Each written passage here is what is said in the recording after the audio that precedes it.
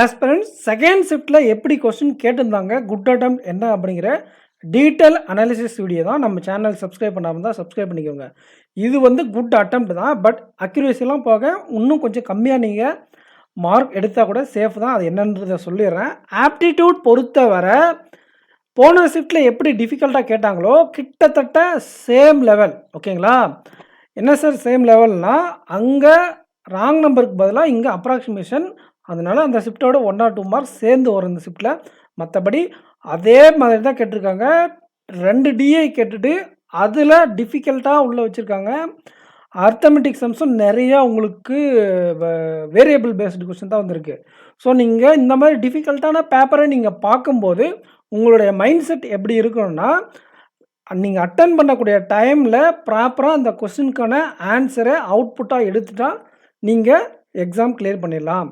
உங்களுடைய ஒரே மோட்டிவ் அந்த நீங்கள் அட்டன் பண்ணக்கூடிய கொஸ்டினுக்கு எவ்வளோ டைம் கன்சியூம் ஆகுன்றதை பொறுத்து கிடையாது.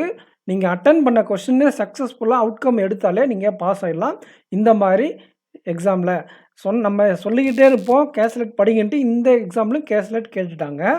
ஸோ ஓவராலாக நீங்கள் ஒரு 12லேருந்து ஒரு 15 வரையும் அட்டன் பண்ணுறதா சூப்பரான அட்டெம்ப்ட். 16 வரை கூட அட்டன் பண்ணலாம். ஆனால் மற்ற எக்ஸாமாக இருந்தால் அது 10 சொல்லியிருப்போம். 650 வேக்கன்சி அப்படிங்கிறபோது ஒரு 12லேருந்து 15 எடுத்தால் நீங்கள் சேஃப் ஆப்டிடியூடில். ஓகே, ரீசனிங் எபிலிட்டியில் அதே மாதிரி 5 பசில் கேட்டிருக்காங்க. என்ன ஒரு பசிலில் மட்டும் 4 கொஸ்டின் கேட்டிருக்காங்க போல்.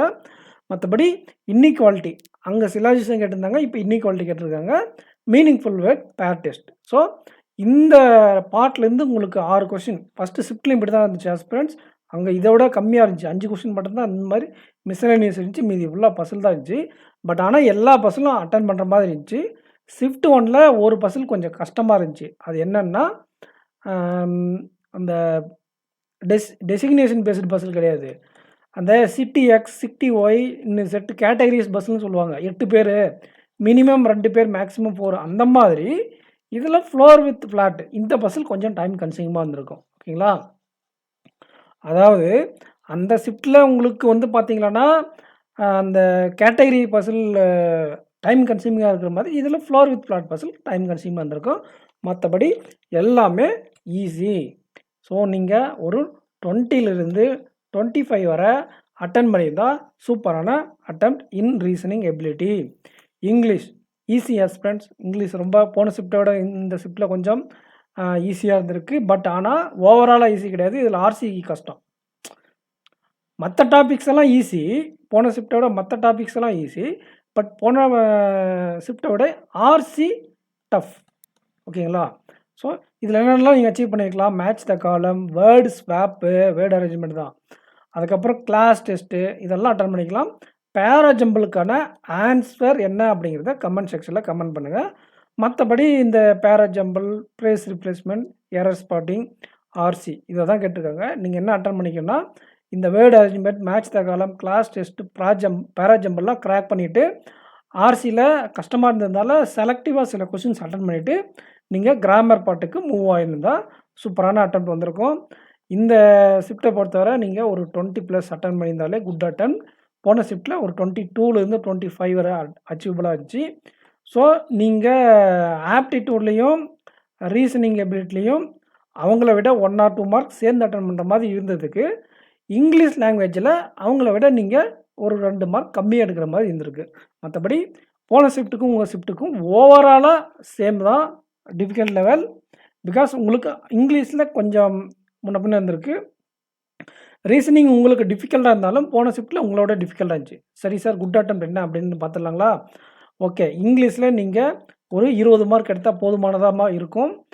ரீசனிங் எபிலிட்டியில் ஒரு 20லேருந்து ஒரு 22 எடுக்கிற மாதிரி இருக்கும். அண்டு நியூமெரிக்கல் எபிலிட்டியில் ஒரு 12லேருந்து ஒரு 15 எடுக்கிற மாதிரி இருக்கும். ஸோ ஓவராலாக நீங்கள் ஒரு 50லேருந்து ஒரு 60 இந்த ரேஞ்சில் நீங்கள் எடுத்தாலே மெயின்ஸுக்கு படிக்க ஆரம்பிச்சிருங்க. அக்யூரேட்டாக 50+ இருக்குன்னா, போன ஷிஃப்ட்டில் 55+ எடுத்துருக்கவங்க சேஃப்னு சொன்னேன். ஆனால் அட்டெம்ப்ட் தான் சொன்னேன், ஸ்கோர் சொல்லலை. இதுக்கு அதே மாதிரி தான் 55க்கு மேலே சேஃப் தான். பட் இருந்தாலும் பேப்பர் டெப் டிஃபிகல்ட்டாக போய்க்கிட்டே இருக்கிறதுனால மேபி கட் ஆஃப் குறைய வாய்ப்பு இருக்குது. 50+ இருக்கிறவங்க நீங்கள் தாராளமாக கிளியர் பண்ணியிருப்பீங்க.